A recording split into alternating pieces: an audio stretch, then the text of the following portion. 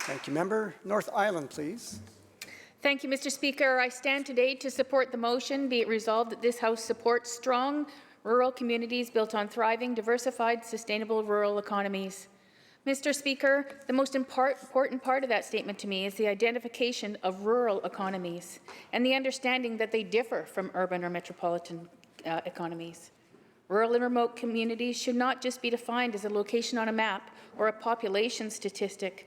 They're communities that have deep historic roots, cultures of resilience, and the people who live there most often are from multi-generational families who identify themselves directly with their community. It will not come as a huge surprise that my riding, North Island, is primarily made up of a dynamic group of rural, remote, and Indigenous communities. Currently, we're seeing these communities raise concerns as we watch historic economic sectors attempt to transition. Industries like commercial fishing, forestry, mining, tourism, and aquaculture are looking at sustainability and diversification strategies that are creating a sense of risk or uncertainty and for any type of economic investment. Coupled with the absence of tools that urban and metropolitan communities often take for granted, makes it more important than ever to listen to the needs identified by the people in these communities as we assist them with their economic diversification. A great example of this is the Connected Coast project. This project started with a strategic direction from rural and remote directors of the Strathcona Regional District in hopes to promote safety and provide accessibility to government services like telehealth, distance education, emergency management BC, and to assist with attracting economic opportunity. This project grew out of necessity and has become what is today a collaboration between the Strathcona Regional District and City West, a BC telecommunications company founded by the City of Prince Rupert. I was extremely proud, Mr. Speaker, to welcome the Minister of Citizen Services and the Minister of Social Development and Poverty Reduction to Campbell River just last Friday to announce the launch of the cable-laying vessel for the Connected Coast backbone fibre. Our government has identified that approximately 60% of rural and non-urban Indigenous communities do not have reliable, affordable, high-speed internet, and that people need broadband to work, learn, and stay in touch with friends and loved ones.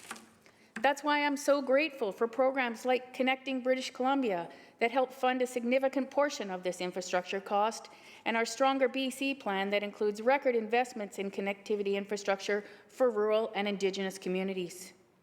Budget 2021 brought stable funding to connectivity for the first time, Mr. Speaker, ensuring that these important investments continue.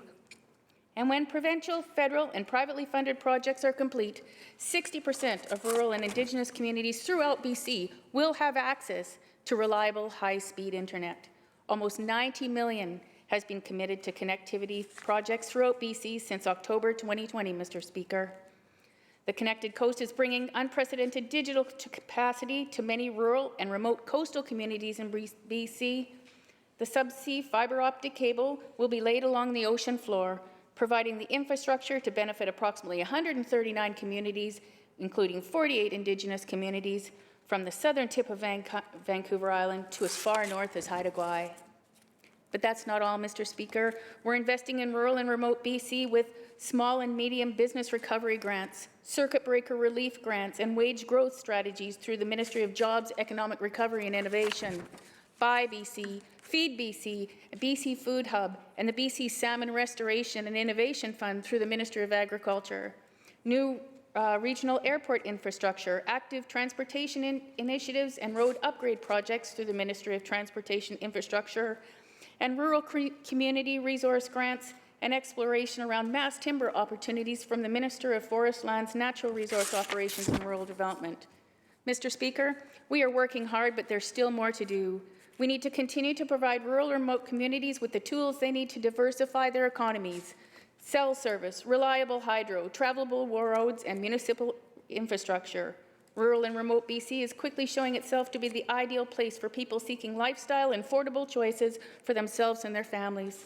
So it's more important than ever that we get these communities tooled up so they can make investments, create jobs, and provide services, all while keeping their community identities, Mr. Speaker. Thank you.